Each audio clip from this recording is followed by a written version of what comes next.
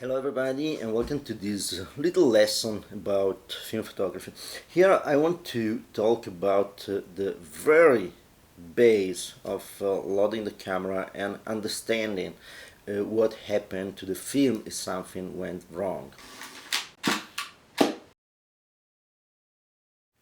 So I was following some groups on 35 millimeters film photography on Facebook, and I see a lot of times people asking what happened. I sent the roll to develop, my first roll, my second roll, and nothing came out or something went wrong, and what is that?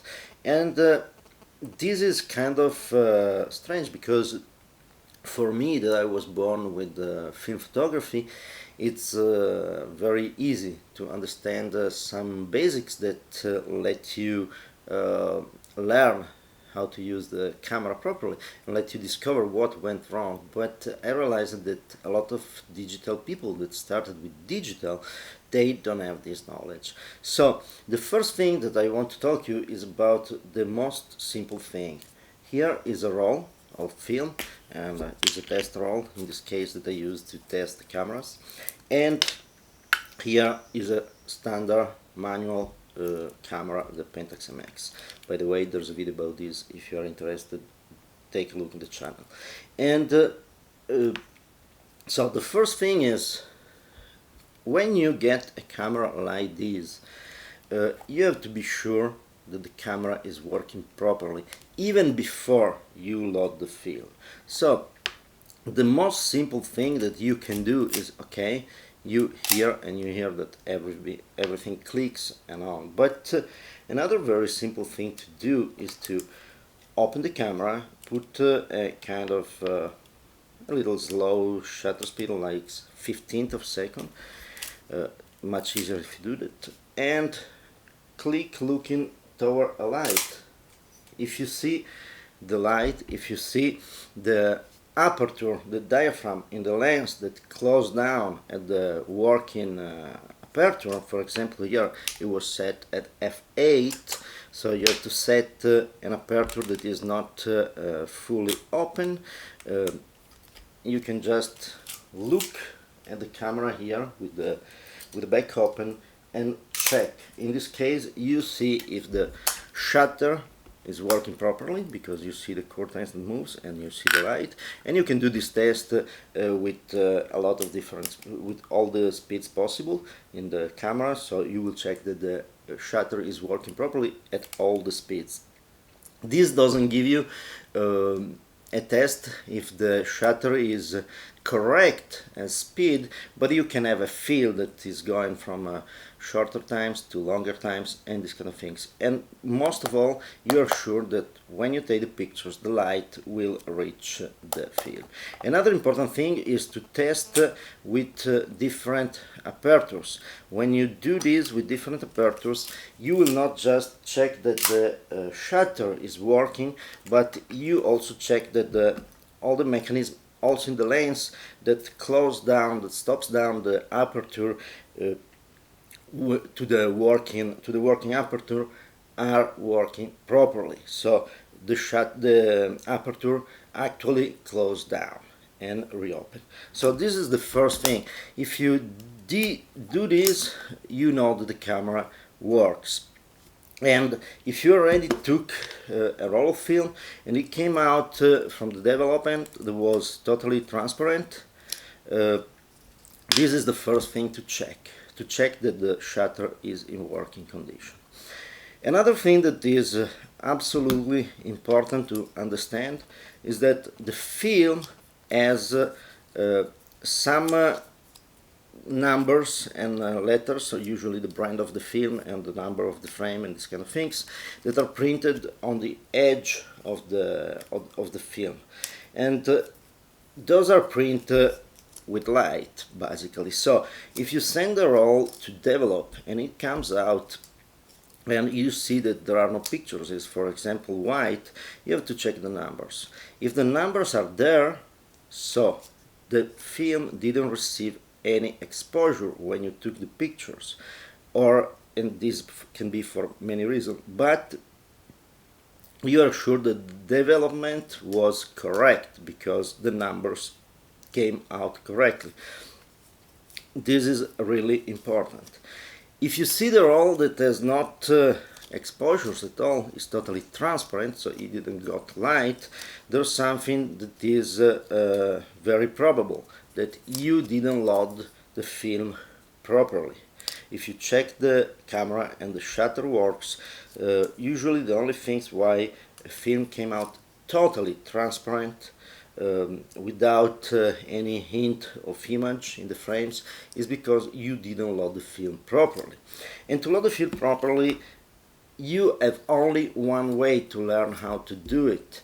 You can look at video and these kind of things and understand the idea, but you have to get the manual for your camera. And by the way, if you look online, you can find the manuals for basically any camera that was produced, and read on the manual and see on the manual what is the proper procedure to load the film. Each camera is a little bit different. The principle is the same, but the camera are a little bit different. So check the manual of your camera. And here you can just, for example, insert this, and in Pentax you have these little rolls here that is just simple. Put the roll inside here and insert it for a while, and then you see that the film got the rocket here and it's advancing. At this point you can close the camera and go to the #1 frame. But one thing that you can do on all manual cameras, and this is essential, when you loaded the film, you can use the rewind knob to test that it stops. If you look at a camera that has no roll inside, or the roll is not properly loaded, you can just go do this as much as you want. But if the roll is inside and is loaded properly, this is what you will feel. The rewind knob will stop. So with this, you will know that the film in your camera was loaded properly. If your camera is an electronic camera with the automatic advancement of the film and these kind of things, that can be more complex, because in that case you really have no way to understand if the roll was loaded properly. It can be the camera can go on and can shut. You can hear the noise of the advancing window that load the film, but the camera, the roll was not loaded. This said, a lot of camera with the automatic advancement system, they're pretty much very easy to load, because you just have to put the film in the right position and the camera will load it. But also in this case, download the manual of the camera and read the part about loading the film. Usually is half page about loading the film, so it's not something that take a lot of time. But in that case, they tell you how to load it, and they tell you usually how to check that the film is properly loaded. So this is essential, the things that you need. Another thing that is absolutely important is to understand what can happen. And what can happen to a film are a lot of things. First of all, the film has a fixed ISO. The ISO is a property of the film. With the digital camera, when you change the ISO, you change the sensibility of the sensor. On a film camera, the ISO is fixed for the film.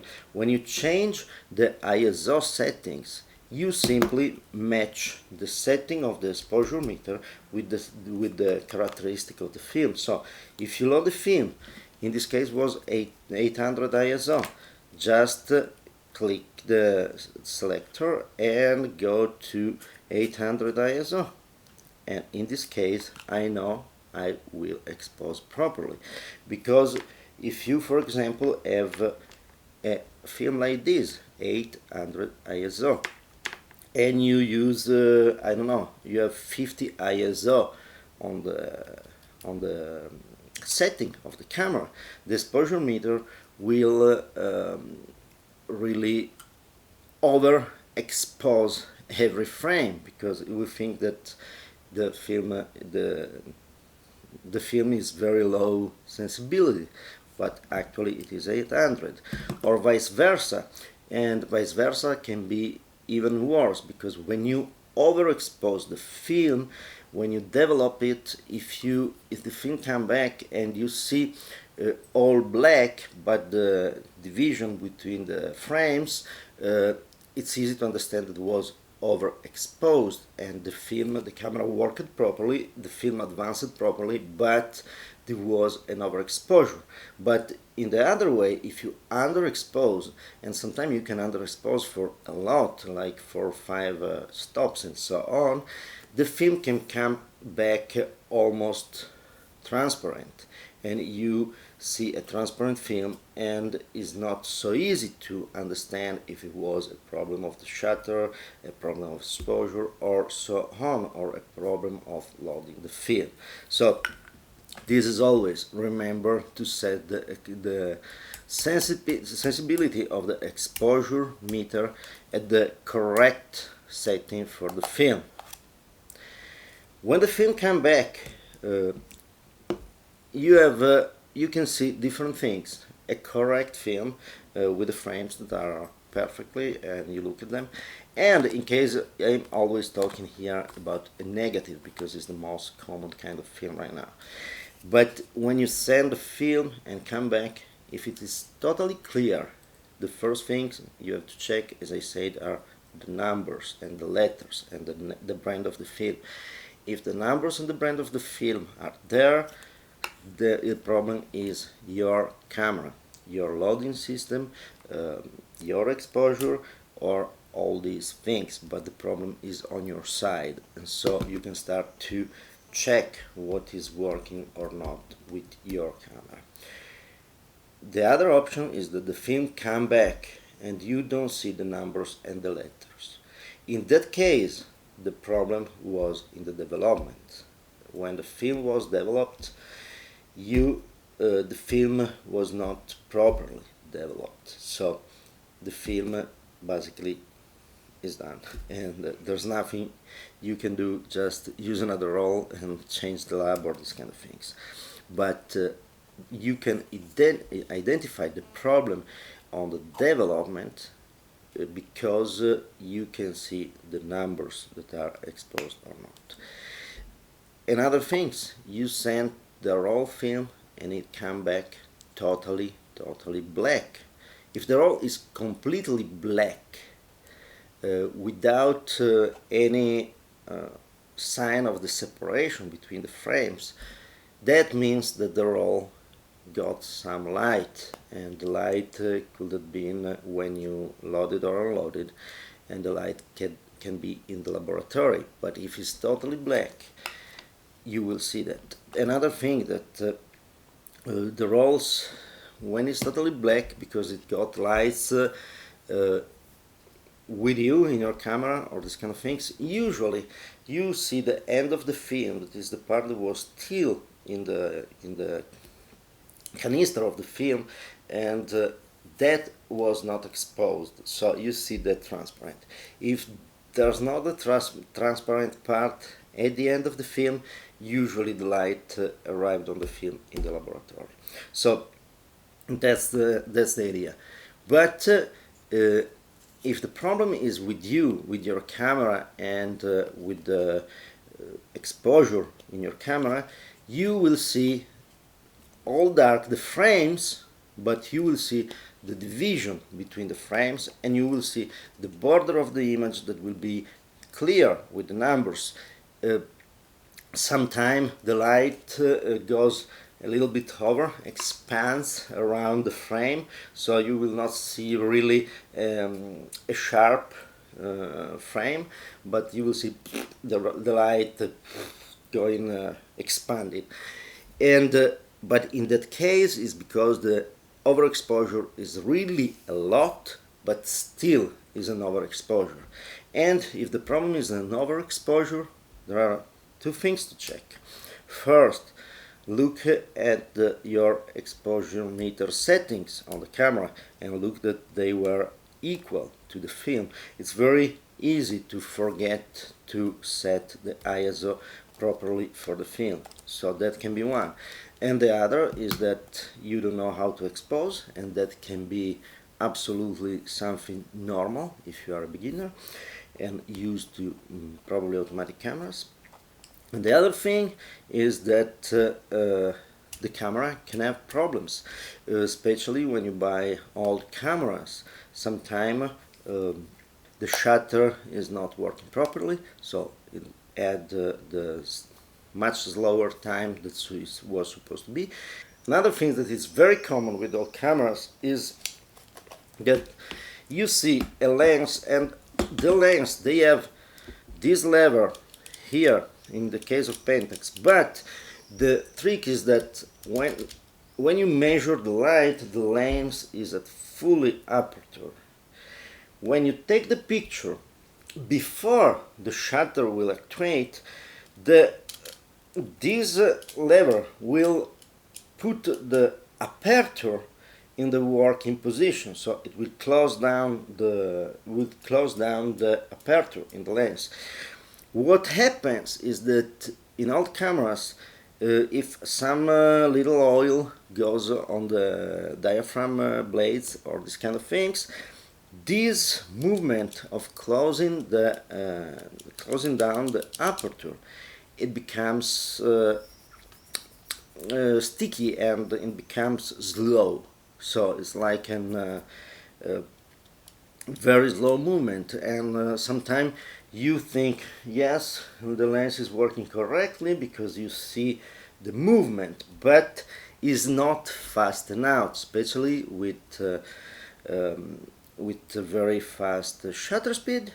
And that's a very common problem right now, because I never understand why people is fixated with high ISO film also during the day and these kind of things when there's light, because they like the grain effect. That is something that we avoided in film, but now is trendy. So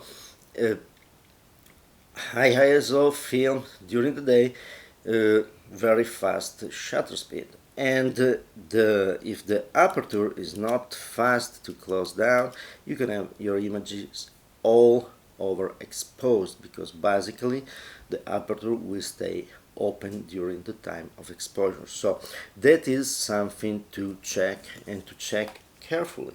And also that can be done very easy, because if you put your lens at for example 22, that is the closest one, and you put your camera at 1,000 of a second, that is the fastest in this one, and you can still click, and you see it, and looking at the camera, looking through the back of the camera when you click, you see that the aperture is very small in this case. So the aperture is working properly, the diaphragm is working properly, and is stopping down to the working position.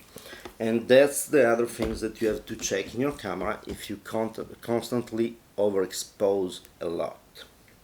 So this is basically all that I can tell you in this little episode about the most common mistake beginning. Then obviously photography is much more than loading the camera and knowing that the camera is working properly. So there are a ton of things that you can learn, and I will do some lessons in the future and some things. But in the meantime, this Luigi Barmano Photography, the F manual. Here you have all the basics that you need to understand photography. So get this on Amazon and you will be happy. Thank you for watching, and see you next time with some other little tricks.